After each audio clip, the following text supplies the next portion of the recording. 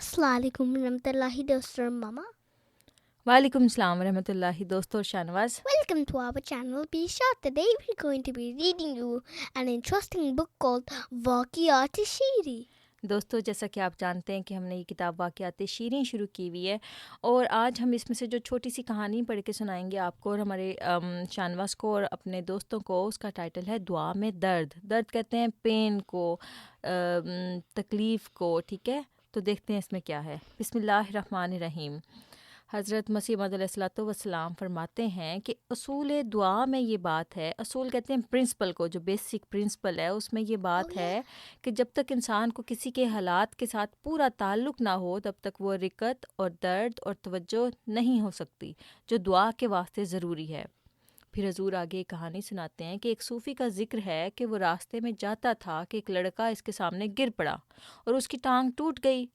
صوفی کے دل میں درد پیدا ہوا اور اس جگہ خدا تعالیٰ کے آگے دعا کی اور عرض کی کہ اے خدا تو اس لڑکے کی ٹانگ کو درست کر دے، ورنہ تو نے اس قصاب کے دل میں درد کیوں پیدا کیا.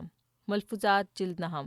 قصاب کہتے ہیں بچر کو کہتے ہیں جو کہ گوشت کو کاٹتا ہے، اور ان کے جو دل ہوتے ہیں وہ عام طور پر عام انسانوں کی نسبت زیادہ سخت ہوتے ہیں، کیونکہ وہ ذبح کرتے ہیں ایوری ڈے، وہ بلڈ کو دیکھتے ہیں ایوری ڈے، وہ جانور کو ذبح کر کر کے ان کے دل سخت ہو چکے ہوتے ہیں. And how you said butcher isn't right. It's butcher. Butcher.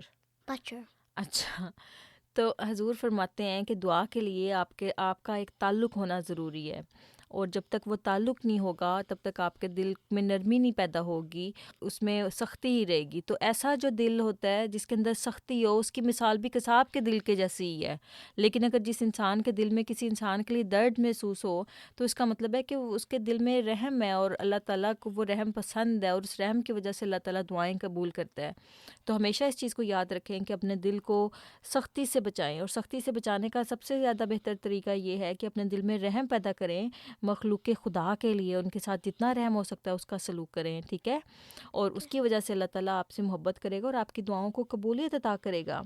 تو امید ہے کہ ہمارے دوستوں کو آج کا یہ چھوٹا سا واقعہ سمجھ میں آیا ہوگا جس کا ایک گہرا سبق ہے، اور آنے والی ویڈیوز میں ہم اس کو کنٹینیو کریں گے انشاءاللہ. تب تک کے لیے Love it and don't forget to subscribe our channels. اب دل کے بام و در پہ دیے جلتے جائیں گے، اب دل کے بام و در پہ دیے جلتے جائیں گے.